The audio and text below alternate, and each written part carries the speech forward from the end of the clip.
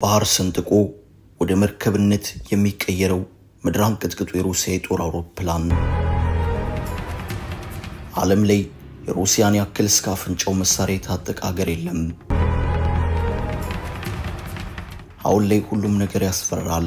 ሶስተኛው የዓለም ጦርነት የማይቀር በሚመስል መልኩ እዛም እዚህም ትኩሳቱ አይሏል። ሩሲያ ዩክሬንን እየዋጠቻት ነው። ቻይና ታይዋንን ለማፈን አሳቻ ሰዓት እየጠበቀች ነው። ጃፓንም የቻይና የጦር ልምምድ አስግቶኛል ስትል አሳስባለች። እስራኤል ኢራን ሚሳኤል ከታጠቀች ታጠፋኛለች በሚል ስጋት መብረቃዊ ጥቃት ከፍታ በምላሹ በኢራን ሚሳኤሎች እየተቆላች ነው። አወዛጋቢው ትራምፕ ከእስራኤል ጋር ሆኜ ኢራንን ልካስገባታለሁ ብለው ጦራቸውን እያሰናዱ ባለበት ቅጽበት ትላንት አመሻሹ አሜሪካ እንዲህ ስትል በእስራኤልና ኢራን ጦርነት እጇን እንዳታስገባ በማለት ሩሲያ አስጠንቅቃለች። ሰሜን ኮሪያ፣ አሜሪካ፣ ጃፓንና ደቡብ ኮሪያ በሰሜን ኮሪያ ድንበር አቅራቢያ የጋራ የጦር ልምምድ ማድረጋቸውን ተከትሎ ተቆጥታለች። ኪም ጆንጉን ምንድነው ግርግር የምትፈጥሩት አትበተኑም በሚመስል መልኩ ሚሳኤሎችን በማስወንጨፍ አለው ብለዋል። ሩሲያ ዩክሬንን መሰልቀጥ በጀመረችበት ቅጽበት የምዕራባውያን ርብርብ እጅግ አስፈርቶ ነበር። የፈራው ግን ሩሲያ ሳትሆን ሩሲያን ጠንቅቆ የሚያውቃት ብቻ ነው። ፑቲን የያዙት እሳት ሁሉንም ሊያቃጥል የሚችል ነው። ሩሲያ እንዳትሞከር የሚያደርጋትን በርካታ የጦር መሳሪያዎችን ታጥቃለች። አቅሙንና ታምራዊ ብቃቱን ልናጋራችሁ የወደድነው እንደ አሞራ በሰማይ እንደ አሳ በባህር የሚወነጨፈው ግዙፍ የጦር አውሮፕላን አንደኛው ነው። በዩክሬን ሩሲያ ጦርነት ሩሲያ ብቃታቸውን ከሞከረቻቸው መሳሪያዎች መካከል አንደኛው ኤ90 ኦሪያሎንክ የተባለው የጦር አውሮፕላን ነው። የጦር አውሮፕላኑ ኤ90 ኦሪያሎንክ ይባላል። በእይታ ብቻ የሚያንቀጠቅጥ የባህር ላይ ሻርክ ነው። መሳሪያው በባህር ላይ የሚወነጨፍ እንደ አውሮፕላን ክንፍ ያለው በአየር ላይም የሚንሳፈፍ ነው። በአጭሩ የባህር ላይ ጀት ነው። እንዲህ አይነት መሳሪያ ምድር ላይ ታይቶም ተሰምቶም አይታወቅም። ማንም ሀገር እንዲህ አይነት መሳሪያ አልተጠቀመም፣ አልሞከረም። ሩሲያ መሳሪያውን ከሰራችው ረጅም ጊዜ ቢሆናትም እስካሁን ድረስ አልተጠቀመችበትም ነበርም።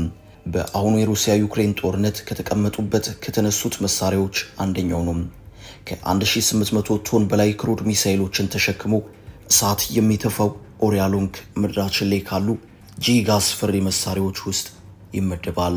58 ሜትር የሚረዝመው ኦሪያሎንክ ዋና ሜዳው ባህር ቢሆንም ነገር ግን በአየር ላይም 3000 ሜትር ከፍ ብሎ መወንጨፍ ይችላል። ባህሩ ሲያልቅበት በአየር ላይ መወርወሩን ይቀጥላል። ባህሩን በስሱ እየነካ የሚወረወረው የግዙፍ የባህር ላይ አውሬ የራዳር ሲስተም አያዩም። ገዳይ የኒኩለር ክሩዝ ሚሳኤሎችን እንዲሸከም ተደርጎ ነው የተሰራው። በባህር ላይም ሆነ በምድር ላይ በሰዓት 400 ኪሎ ሜትር ይምዘገዘጋል።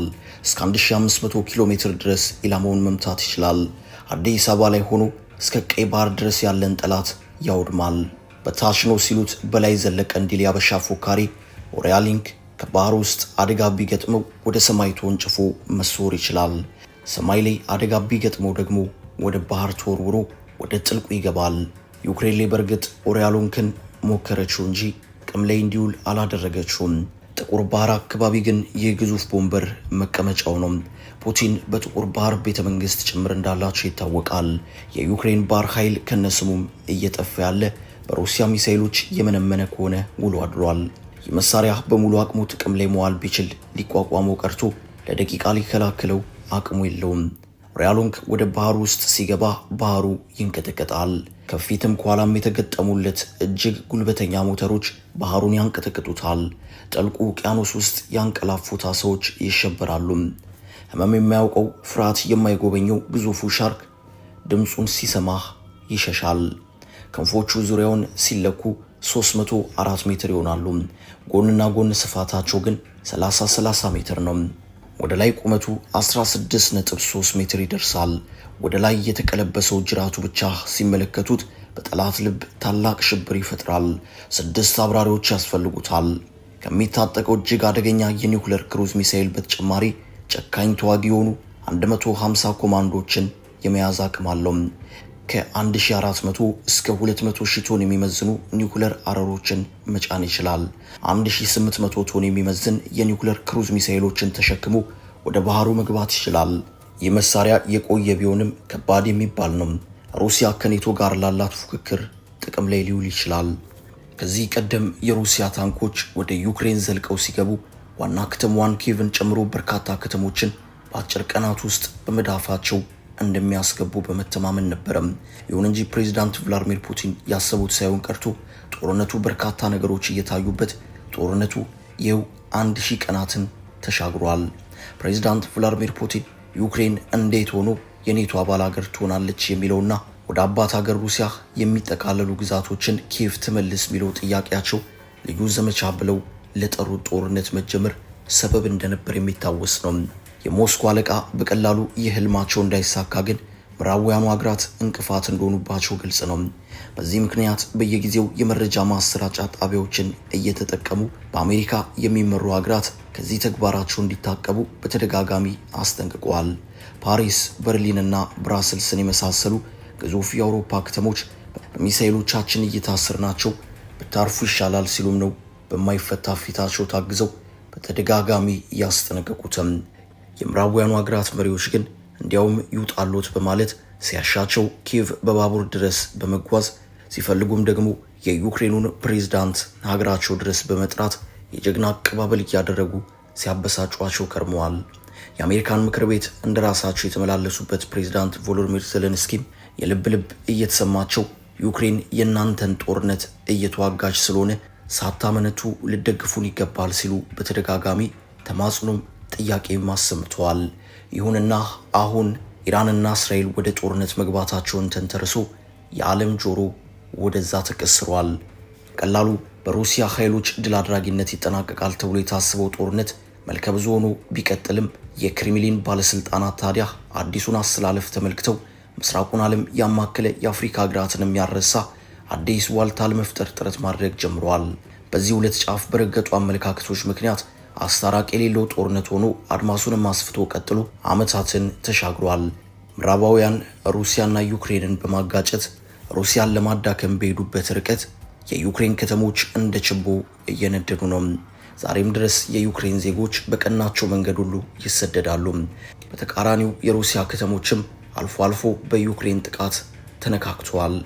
ፑቲን ኦሬሽኒክ ብለው አቆላምጦ የሚጠሩት የሚሳኤል አይነት ከድምፅ ፍጥነት በ10 እጥፍ የሚበልጥ ሲሆን በሰከንድ ከ3 ኪሎ ሜትር በላይ መምዘግዘግ ይችላል። ይህ የሚሳኤል አይነት በዓለም ላይ አለ የተባለ የትኛውም ጸረ ሚሳኤል መሳሪያ ሊያሸንፈው እንደማይችል ፑቲን ተናግረዋል። ወትሮንም ምዕራባውያን ሆይ አይታችሁት የማታውቁትን ማት እናወርድባችኋለን ሲሉ በተደጋጋሚ ያስጠነቀቁት ፑቲን ከዚህ በኋላም በርካታ ተመሳሳይ ዓለም ያላያቸው ውስብስብ የጦር መሳሪያዎችን በዩክሬን ምድር ላይ መሞከራቸው እንደሚቀጥሉ ዝተዋል። ይህ ኦሬሽኒክ በማለት ፑቲን የጠሩት ሚሳኤልም በቀላሉ የኒውክሌር ቦምብ ተገጥሞለት ወደ ተፈለገው ቦታ መሄድ የሚችል መሆኑን ፕሬዝዳንቱ አስታውቋል። የሚሳኤል እስከ 5000 ኪሎ ሜትር ርቀት ድረስ ያለን ኢላማ በቀላሉ መምታት ይችላል። ማለት የትኛውም በአውሮፓ የሚገኝ ሀገር በፕሬዝዳንት ፑቲን እጅ ስር ይወድቃል ማለት ነው። ባለሙያዎች ይህ ኦሬሽኒክ የተሰኘው ሚሳኤል አንዱ ብቻ እስከ $10 ሚሊዮን ወጪ የሚጠይቅ መሆኑን በማንሳት ፑቲን መልእክት ለማስተላለፍ ብቻ እንዳላስወነጨፉት ያብራራሉ። ጦርነቱ አድማሱ እየሰፋ መሆኑን የተረዱት እንደ ፖላንድ እና ጀርመን ያሉ ሀገራት ራሳችንን እናዘጋጅ እያሉ መሪዎቻቸው አማካኝነት እያሳሰቡ ነው። ሩሲያ በበኩሏ በራሷ ለዓመታት በማምረት ያዘጋጀቻቸውን ሚሳኤሎች ፊታቸውን ወደ አውሮፓ ከተሞች ከማዞር በተጨማሪ ሰሜን ኮሪያንና ኢራንን በጎኗ በማሰለፍ ለአውዳሚው ጦርነት እየተሰናዳች ነው። እስካሁን ገለልተኛ ነኝ የምትለው ቻይና ይህንን ውጥረት በመመልከት ሁሉም አካላት እንዲረጋጉ እየጠየቀች ነው። አሁን ላይ እዛም ቤት እዚህም ቤት እሳቱ እየተቀጣጠለ ነው። ኢራንና እስራኤል ተናንቋል። ሩሲያ የመልሶ ማጥቃቷን በማጠናከር ፈጣን የተባለው እንቅስቃሴ እያደረገች ዩክሬንን እየሰለቀጠቻት ነው። የዓለም ትኩረት ሁሉ ወደ እስራኤልና ኢራን መሆኑ ለፑቲን የተመቻቸው ይመስላል።